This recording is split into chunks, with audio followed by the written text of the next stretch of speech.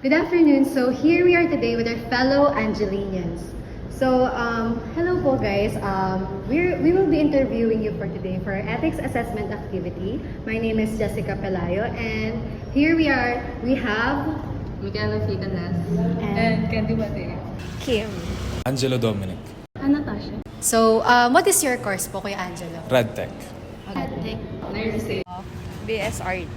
So our first question for you today is, do you believe that God exists? Yes, kasi makikita naman natin na nandito tayo. Yun lang. Okay. For me, I feel like God exists in some way kasi sometimes you can really feel Him, kumbaga. And I think that something exists just by like being there, like existing, ganun. Medyo magulo. Okay. For you, Miss Ken. For me naman, para kasing obliged kami to believe in God.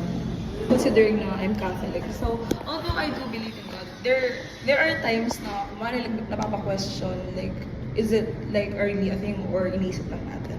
So, that's it for me. You feel obliged that Yeah.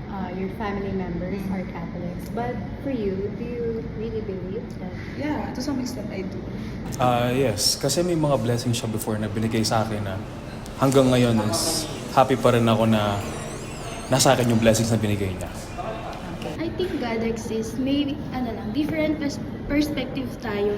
Kasi nga may different religion at saka yung mga tao, meron ibang believe sila. So I think God exists. Meron iba-iba lang. Okay. So, next question. Do you believe that you have absolute freedom? Absolute freedom means na kaya mong gawin kahit ano gusto mo, na yun, meron kang freedom about everything and everything you want to do. So self, meron freedom. Pero in general, wala. Kasi may mga set of rule tayo, like government. I think to some extent we do have freedom, but not absolute freedom. Because if, in my opinion, if a person has absolute freedom, they are able to do whatever they want, and that comes with consequences. That comes with doing everything, like even like the bad things. For me naman, parang masyadong broad kasi yung absolute freedom. I mean, we do have laws, we do have our morals. So, I think to call it absolute freedom is low-key nonsense. Pero, to some extent, yeah, like she said, we do have freedom. Yes, in my case naman, nagagawa ko naman lahat ng gusto ko. Wala namang restrictions and all. So, yun. So, you believe that you Oo. have absolute freedom? Na wala ka talagang restrictions at all? Okay. Sige. Sa ibang bagay meron, pero sa halos sa mga bagay ngayon wala. Kasi para sa akin, para may absolute freedom ka ngayon, kailangan mo ng pera. What do you mean by kailangan mo ng pera? Kailangan mo ng pera para magawa lahat ng gusto mo ngayon. Na magawa lahat ng gusto mo. Para maging masaya ka sa buhay mo. Okay. So, for you, what does it mean to be truly happy?